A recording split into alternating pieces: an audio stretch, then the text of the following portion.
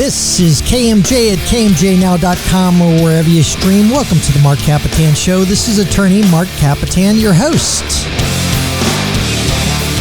Today's show is brought to you by the Kapetan Brothers Law Firm. We've been serving the Central Valley since 1995. If you or anybody you know has been injured in an auto accident, a truck accident, or a motorcycle accident, give us a call at 559-498-8000. Or if you've been arrested or cited for a criminal offense, call us at Kapetan Brothers Law Firm, 559-498-8000. Hey, thanks to our new sponsor, the Arc Mediterranean Grill.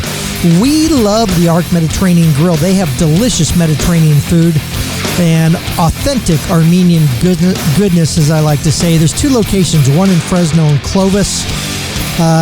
Listen, take the office some lunch or take the family home some dinner from the Arc Mediterranean Grill. Thanks for being the sponsors of the Marc Kapetan Show. The Akisian brothers, we love those guys, right, Marcella? Yeah. We had Arc Mediterranean Grill for lunch for the whole office today, didn't we? Yes, we were celebrating Easter at the Kapetan Brothers. And so Marcella graciously, thank you, Marcella, by the way, for going to the Arc. I love it. You love it. She loves it, she says. Arc Mediterranean Grill. Folks, listen.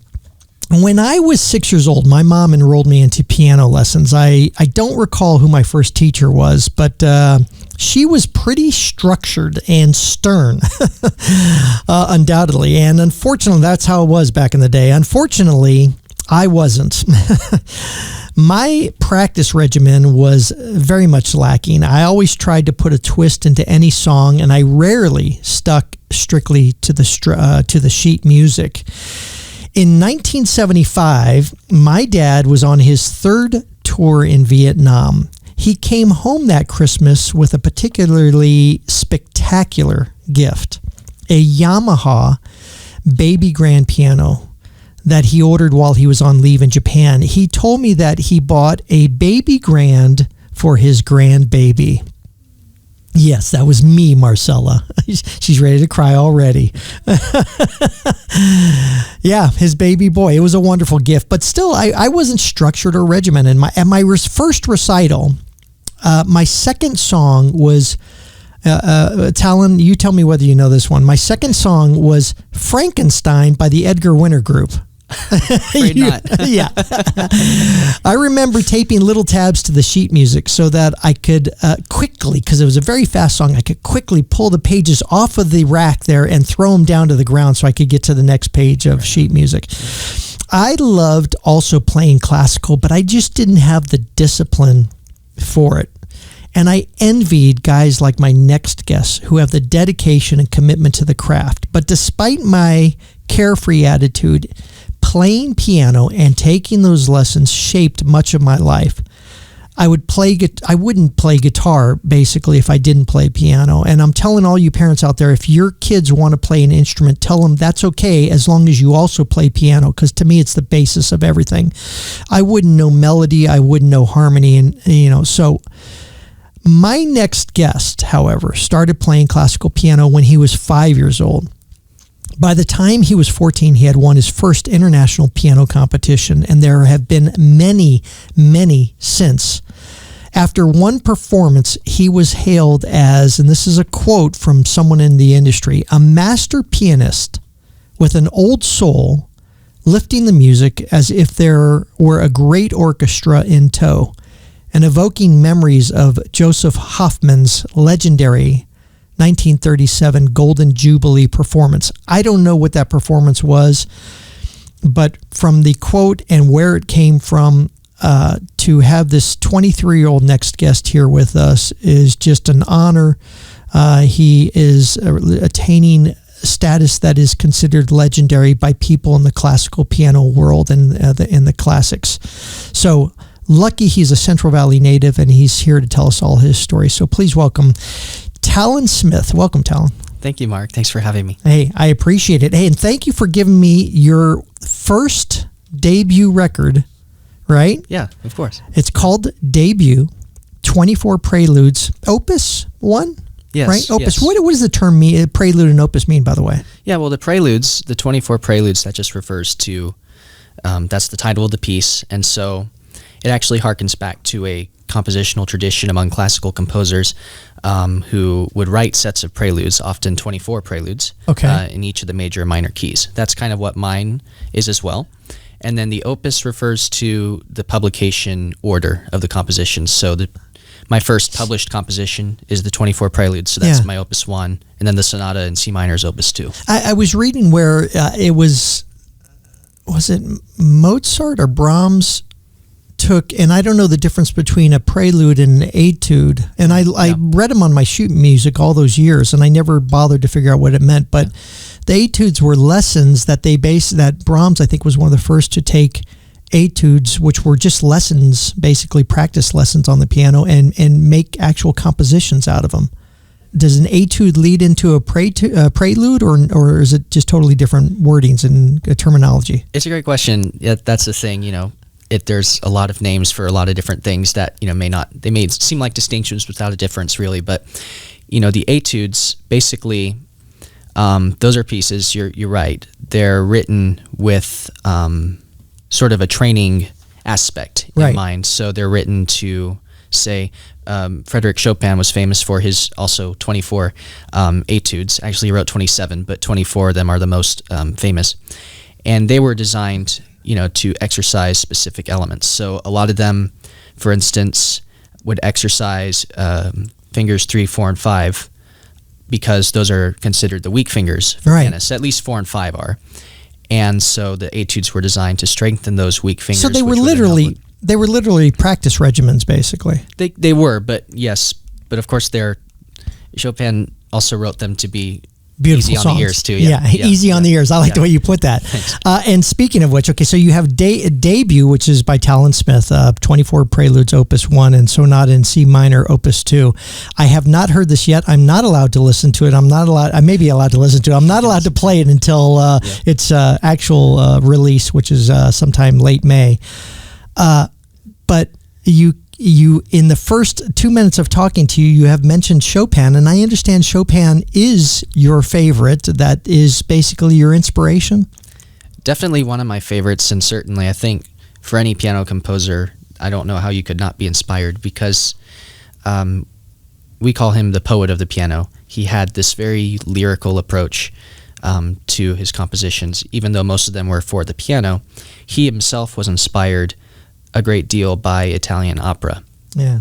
And so he would write melodies that you could imagine an opera singer singing. It's almost a dramatic feeling to them, basically. Yes. They were telling a story. Yeah, you could say that, absolutely. It's interesting because one of the quotes about you actually uses many of those same words, that basically it's almost as if you're telling a story of poetry.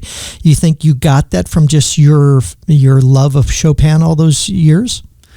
I think that Chopin certainly contributed. I learned a lot. A few years ago, I participated in a competition that was dedicated to the music of Chopin, and so I studied his music intensely for that and learned a great deal just about it. Chopin's one of those composers that will teach you how to play the instrument, not necessarily in a way that's... Yeah, technically, but no, but not necessarily technically, but musically. He teaches you how to evoke the feeling out of the instrument. Yeah, you have to. There's a certain way you have to hear it, and other composers are like this too. Chopin's just one of my favorites, and so I gush about him. But you can learn a lot from all the different composers, all the different ones. No, we love if you gush. That's fine. That's what we love on this show. Yeah. So listen, I mentioned in the beginning, award winning. How many awards now have you received? And I understand that pretty much all of them are first place awards that you receive at these competitions. I actually don't know the exact number. I've done my share, and I'm grateful for the opportunity to participate. I've had a lot of good experiences in competitions, and I understand international competitions. You're talking exceeding 25, 30, whatever competitions, first place awards. But it's funny because your hesitation right there was the basis of the next question, or a question that I had is, how much of it, and maybe earlier in life it was driven more by competition, but how much of your playing is driven by the competition? And I don't mean that in a bad way, because you're mastering something that is like mastering a marathon. I mean, it's technically extremely difficult, the stuff that you do. How much of your success is driven by your need of competition and being first place, and how much of it do you think is driven by your just feeling of the love of the piano? That's a good question. I think that both have influenced me, if I'm being fair. There is an aspect, especially when I was actively competing. I haven't actively competed for a couple years now, but just because I want to focus more on concerts and composing and this sort of thing, but recordings.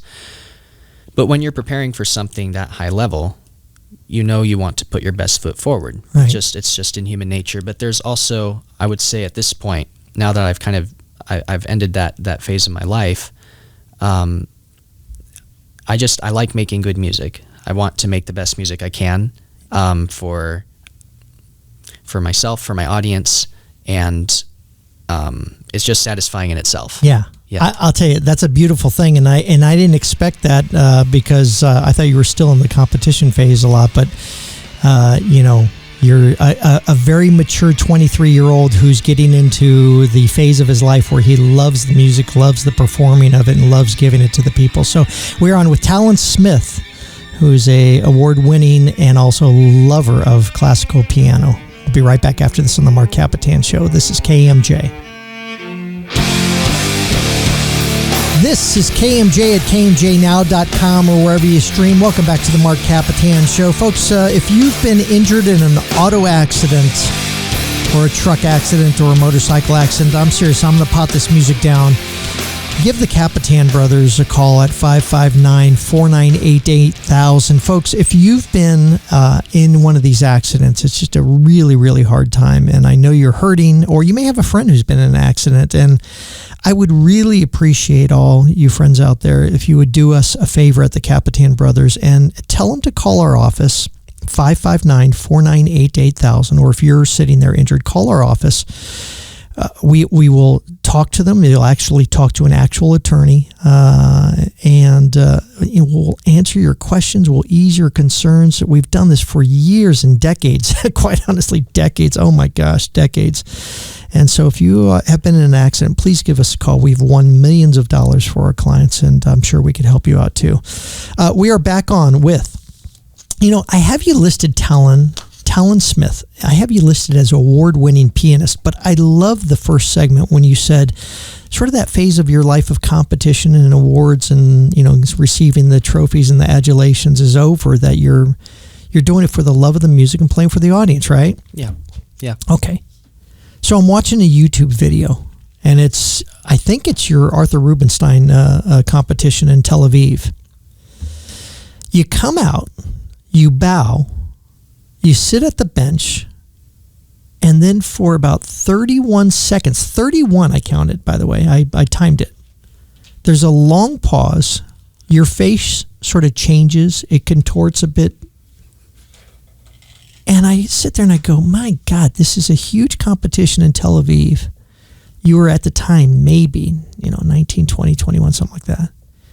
And what goes through, just the same thing as a boxer in the beginning or a pole vaulter when he's looking at that thing, what goes through the mind of a classical pianist who's at the top of his game and is vying in one of these competitions? What goes through your head during that time? Excellent question. I think really part of that is just you feel the extra adrenaline that comes from being on a stage in front of a group of people, and you have to come down from it to a sufficient extent, because if you're just running off adrenaline when you're making music, and we're both musicians, I'm sure we can both attest to this, when you're trying to make music and you're just running off adrenaline, it's not the same as when you can kind of get in front of that and settle into what's the mood you're trying to evoke, what's the sound you want to create. Okay, taking a few deep breaths and then going into that, it's going to sound different. And there's going to be a different level of connection for you with the music, your audience with you, and with the music. Yeah, I love it because you do that. You do take your deep breath. I'm like, okay, 10 seconds has passed, 15 seconds passed, and about 20 seconds passed. You flip back the tails. You forgot to flip back the tails of your tuxedo. And I'm like, oh my gosh, he even had to think about that for a second. Yeah. let's correct one thing. You're a musician. I'm not. I'm a rock and roll player. Okay, so it's music. It's all music. No, I love you for that, but I do understand what you mean. There's a point to where the adrenaline's going, and then there's a point to where you calm down and you get in that flow. And even you've played with orchestras too, right? Yes. Okay. Yes. Especially with the orchestra, where everything is vibing. When you go into that mode, is that audience still out there, or are you back at home on your... I know you have a Steinway. You eventually got your Steinway, and it's just you and those 88 strings. You know, I don't think I ever have been asked that particular question. I don't forget about the audience. I know they're there, and I think that's part of what informs the way I play. I want to draw them into an experience. I want them to feel something, and to be an organic part of this musical experience that's being created. So I know they're there. I guess it's almost like you can kind of read the room without looking at it. Yeah. When you're playing, I'm trying to just I'm hearing the music not only from where I sit, but trying to imagine what it sounds like where my audience sits. And so that affects timing, that affects, what's the word I'm looking for? Basically, the structure of your performance, what the give and take, the feel, the push and the pull of of everything. It's almost like you're speaking, but you're speaking with music. Okay, so with that said, and especially in the competition sense, but also just being a classically trained pianist, how much interpretation do you give yourself? I mean, you're playing Chopin's work, you're playing Franz Liszt's, you're playing whatever it may be. How much interpretation, you're messing with the masters, basically. How much interpretation do you give yourself? And also, when the audience is out there and you do that dramatic, two-handed, I want to say roll, but I forget the arpeggio, basically. Yeah. At some point, do you do that arpeggio and hold that last note out before you hit it because you know that audience is out there, or do you regiment yourself more that this is how I have to play it to be acceptable classic in the classic world? I found that the more I'm worried about playing in a way that's acceptable, my playing is less acceptable. It has to be, and I think that some of my favorite pianists include, Josef Hoffman, Vladimir Horowitz, and these are pianists who, when it came to it, they just made the music the way they felt it. Right. And it worked. I think that that's really the main, I would even go so far as to say it's the only sure rule of musical performance is you have to feel what you're doing. You have to be honest, artistically honest with how it feels. And so you're talking about like messing with the masters. I like that. That's funny. What you have when you have sheet music is you have ink and paper. You have a representation of what the composer was hearing. It's imperfect because, all you really get to see are what notes show up when. Right. How fast is it supposed to be played, sort of how loud it is, and even, the dynamic markings, they're all relative. What is soft unless you know what loud is? Yeah, I never could figure that out. So there's built in already discretion. Okay. And then there are some pieces where you take more discretion and some where you take less, I think. When it comes to certain composers, Beethoven's one of them, and I keep talking about Chopin. Chopin's another. You don't really want to change a whole lot of what they wrote in terms of, expressive indications because it makes so much sense. There's really not another way to do it. There are other pieces where it seems like the notation's a little bit bare, and what you want to do in order to keep it from sounding bare is you want to spice it up a bit. Right. There are pieces, one of my favorite pieces to perform is Pictures at an Exhibition. I'll be playing that next month in San Francisco. Right, San Francisco at the Conservatory on May 4th. That's right. And it's beautiful. It's great. It's a masterpiece. I'm not criticizing the piece, but there has to be a certain willingness to take risk with that piece. If you play it too straight, if you play it too quote-unquote conventional, it might sound different, then different. It's just it might sound pedestrian, too straight. Exactly. Yeah. It might sound pedestrian. You have to spice it up a bit. So I'll even add extra notes here and there. Really? Sometimes. Yeah. On occasion. No, listen, I love it. I did the same thing in a very, very pedestrian way, basically, when I played too. Yeah. And do you find yourself doing that more now that competition is in your past and Definitely. that you're free to play for yourself? Yes, absolutely. That's one of the things about competitions is it's very easy to want to play to the jury. Yeah. And that's not a bad thing. Well, I like They're that, part of play to the jury. Too. But, they're only a part of the audience. There's a whole audience that you have to You're think talking about. my language and I'm talking your language. We are on with Talon Smith, virtuoso pianist, classical pianist, and award-winning.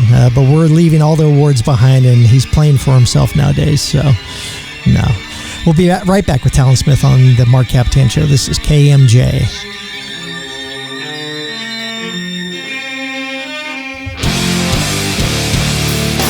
This is KMJ. Welcome back to the Marc Kapetan Show. We'd like to thank our sponsors. Our new sponsor for the show. No, actually, they've been our sponsor for about a year now, huh? The Arc Mediterranean Grill. Listen, Armand Akizian and his brother at the Arc Mediterranean Grill. If you like Mediterranean food, go to the Arc Mediterranean Grill. Welcome back to the Marc Kapetan Show, by the way. Go to the Arc Mediterranean Grill. I like to say they're like Noah's Ark. You'll remember the Arc Mediterranean Grill because it's like Noah's Ark, but Noah would have been a lot happier if they had some food from the Arc Mediterranean Grill on that ship for 40 days and 40 nights. They have mouth-watering hummus, delicious dolma. What did we have today, Marcella? We have Chicken, steak. Oh, the lamb. You bought the lamb chops. Their lamb chops are great. Yeah. The hummus.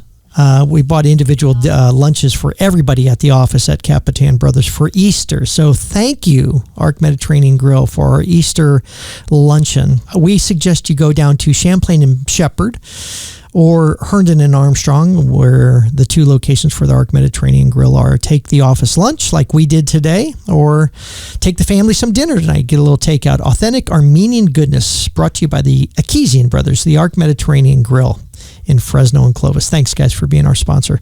We are back on with Talon Smith. Go get end of May, Talon Smith debut his album 24 Preludes, Opus 1, and Sonata in C minor, Opus 2. Go get Talon Smith's debut. Also, you could check him out May 4th at the San Francisco Conservatory.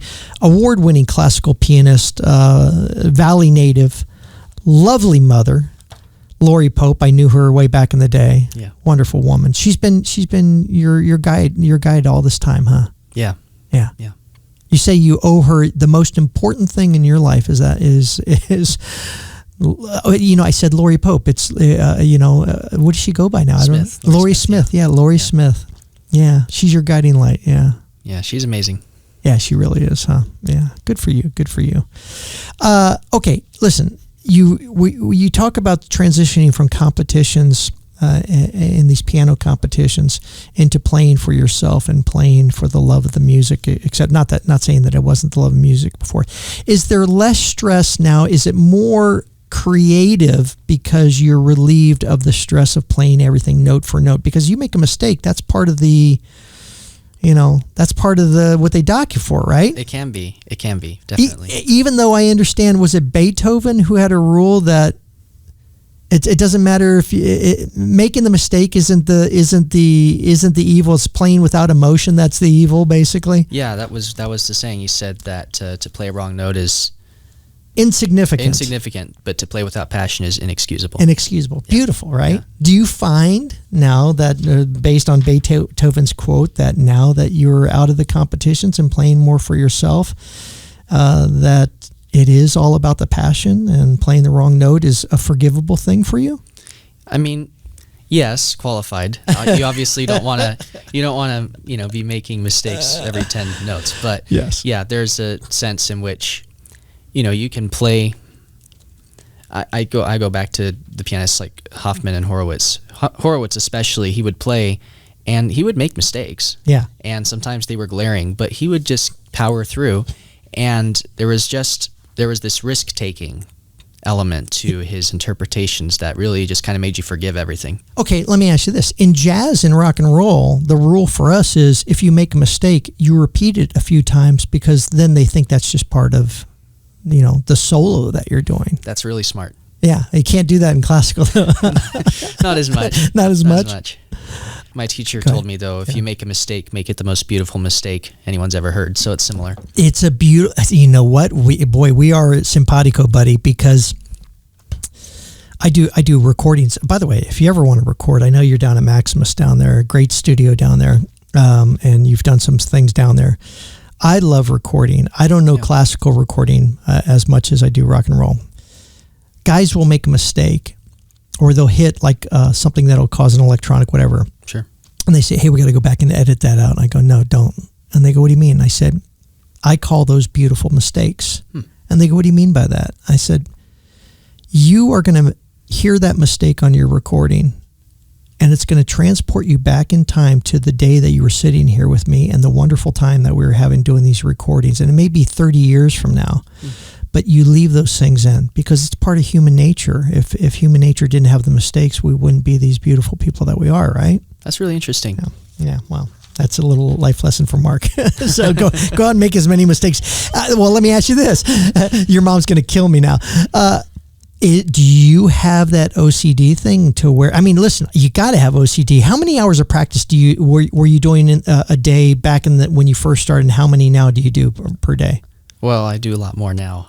More now. When I first started, it was fun. I liked it. I wasn't super serious when I was young, like 5 years old.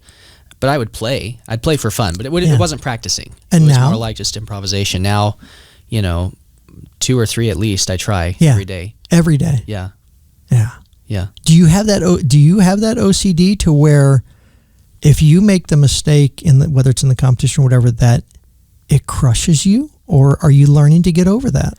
That's been a process. I used to be very bothered by mistakes because I felt like they reflected on my technical skill.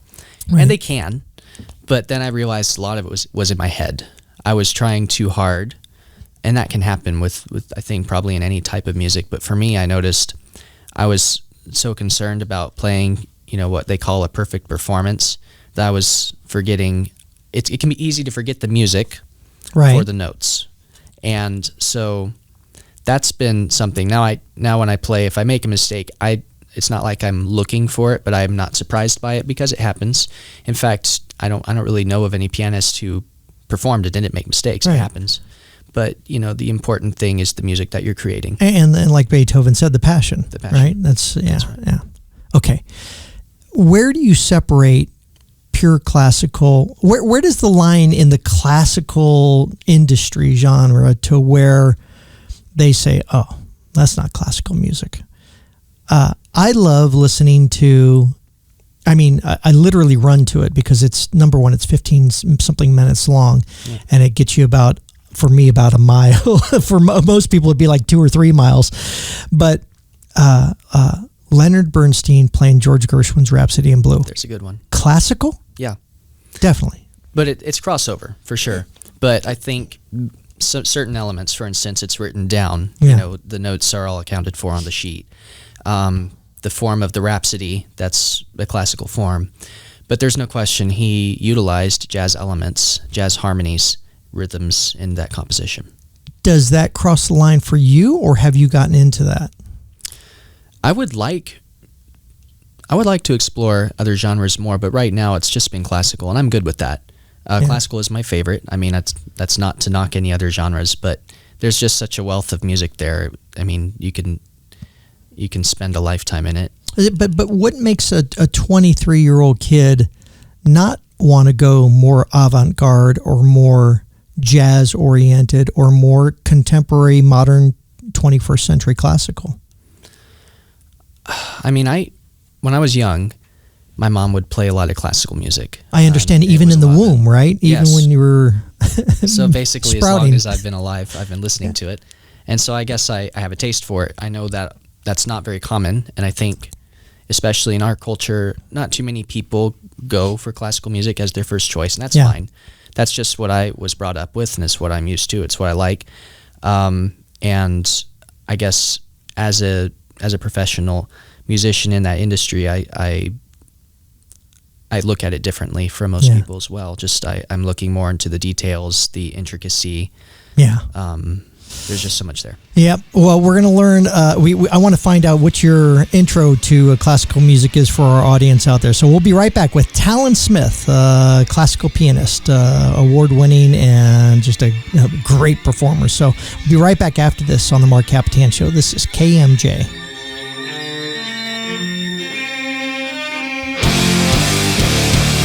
This is KMJ. Welcome back to the Marc Kapetan Show. Hey, folks, you know the drill. If you've been injured in an auto accident, call the Kapetan brothers at 559-498-8000. Listen, my brother Peter's a great attorney.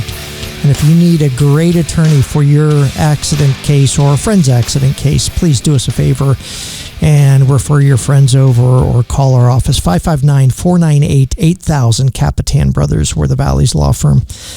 We want to get right back into it with Talon Smith, award-winning classical pianist. He has his album out, Talon Smith debut. Actually, it'll be out in about a month or so. Yeah. Debut. Being released May 23. May 23. Worldwide, all streaming platforms. Oh, streaming too. Yeah. Okay, yeah, good, yeah. good. Because believe me, I was looking for you everywhere this week, and I couldn't find you except for some YouTube live performances. Also playing May 4th at the San Francisco Conservatory. Yeah, awesome. Solo. That's your show. I'm playing by my Wow. solo music there. That's awesome. Good for you. Thank you. Playing the Preludes? I'll be playing the sonata. That's right. And I'll be playing a couple works by Chopin, the Polonaise Fantasy, the Ballade in F minor, and I'll be ending with Pictures at an Exhibition, which we talked about earlier. Is it difficult that you are a 23-year-old young man that is maybe interacting with other people your age and they know nothing about classical music, right? You know, I will say I have a great group of friends, and most of them aren't, independently interested, right? But they support what I do, and they're very kind about it. And when I play a concert, they'll come. It's sweet. Kudos to you. Props to the friends out there. Yeah. Oh, that's cool though. So they actually come to the classical. Yeah, that's beautiful. They'll come. Yeah. And believe me, and get an education, because the stuff is unbelievable. It's beautiful stuff. Do you at any point while you're sitting at the piano, do you pull off like a Little Richard or an Art Tatum or something like that? Do you know who I'm even talking about? I wish I did. I should my know who you're talking Lord. I know the names. I just don't remember what they Little do. Richard, most famous rock and roll pianist. Okay. I mean, believe me, it's a couple, two-finger notes, Really? chords, right? Okay. Do it. Or I don't know what you call it, but anyway. And then Art Tatum, one of the greatest jazz artists. Extremely difficult stuff. Very, very fast runs. Okay. Don't know it, huh? I know the names, but I haven't heard them. I'd like to, though. That's interesting. Any jazz stuff, anything like that? That's something other. Do you have a synthesizer at home? Or is it strictly classical piano for you? On occasion, I'll listen to other genres. I do like listening to some jazz. I like instrumental jazz. Count Basie is actually a band that I've enjoyed listening to. He's got some fun numbers, and I've heard a little Thelonious Monk. So I mean, I've heard some of it. So you do know some of that stuff. I do know some of it. Is it odd for you to listen to? Does it strike it's funny to say this. Does it strike a wrong chord for you? It's very different from from classical, but it's its own style, and I appreciate it for that. As you mature, do you sit there and do you think, gee, maybe I will investigate this one day? You mean as a performer? Yeah, and I don't mean mature like you should mature into jazz, even though most jazz artists will say that you should mature into jazz because they're so conceited, for God's sakes. I actually have a friend from church who's he wants me to do some jazz with him and a friend up in the hills. I don't know if I'm going to do it, but, It'd be interesting. Yeah, to see. Yeah. Yeah. Believe me, I'm sure the runs and the lines would be very easy for you. Thanks. Spirituality, big for you. That you have this great quote where you say, "I don't care what you do, even playing classical music could be spiritual music because the whole point is to glorify God, and glorifying God by doing excellent work. And you chose to do excellent work, just happens to be in the genre of a classical pianist." Yeah, that's right. That's a good way to put it, I think. So when you go out there and play for the audience, at some point, is it still glorifying God? Is there a point to where you selfishly say, I want to play for myself, or I do want to play for the audience? I mean, how do you balance that? Well, that gets into questions of, faith and practice. And I would say that when I perform, my two main goals are to glorify the Lord and also to create music that blesses the audience. And I don't think those are mutually exclusive. I think those go together. I mean, if you look inside Jesus' teachings, he said the two greatest commandments, to love the Lord your God with all your heart, soul, mind, and strength, and love your neighbor as yourself. They're compatible. They can both be done at the same time. And in fact, they're most perfectly fulfilled when they're done at the same time. And so by playing for yourself, or put it this way, so by playing for the Lord, playing for yourself, making yourself happy, you understand that is also giving some sort of, and I've never believed in an artist saying I'm giving a gift to the audience. But when you really think about it, it is, because they're hearing things that they may have never heard before, and they're hearing your interpretations of it. And so in some ways, they can't do it themselves. It is a gift to them.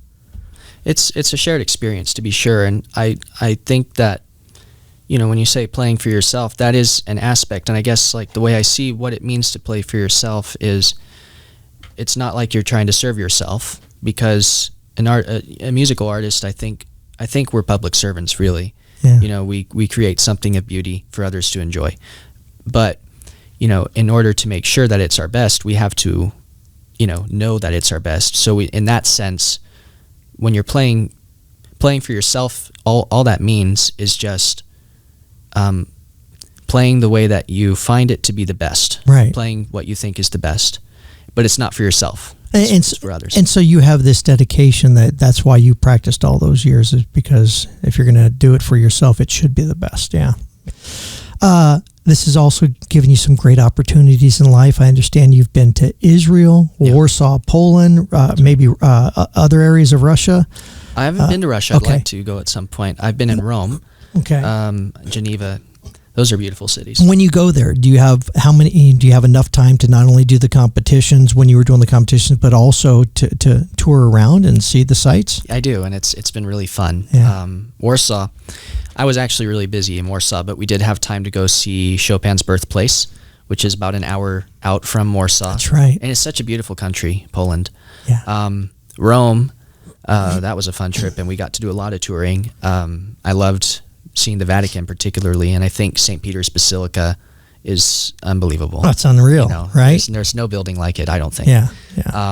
And then Paris actually was fun, because that was a layover from Rome and Geneva, and I didn't perform there, but we had a long layover, and so Mom was with me, and we decided to go to the Eiffel Tower, and we were going to do a few sites while we were in Paris, but we went to the top of the Eiffel Tower, and we decided we're kind of tired, so what we're going to do, look, there's the Notre Dame, we've been there, there's the Triumphal Arch, we've been there, there's the Louvre. Yeah. It's like, okay, we went there, let's go home, sort of thing. It was good. It was a fun trip. So you did it all with Mom in Paris. Yes. Yeah, that's a beautiful thing. I mean, you're on the Eiffel Tower. You said, let's just stay here for a little longer, and you can see everything from the Eiffel Tower. It's amazing. Taking the beautiful sights. Yeah.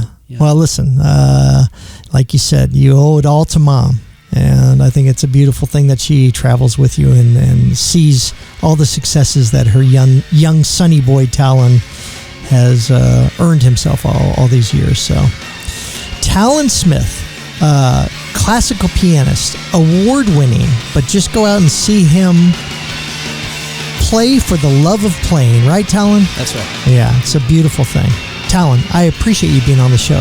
Thanks for having me, Mark. It's a and pleasure. Listen, please say hi to your mom too, okay? I'll do that. Yeah. All right. To all of you out there, we'll see you next week on the Marc Kapetan Show. Go get his album debut. Thanks to my wonderful producer, Marcellus Lorio Taylor. We'll see you next week on the Marc Kapetan Show. This is KMJ.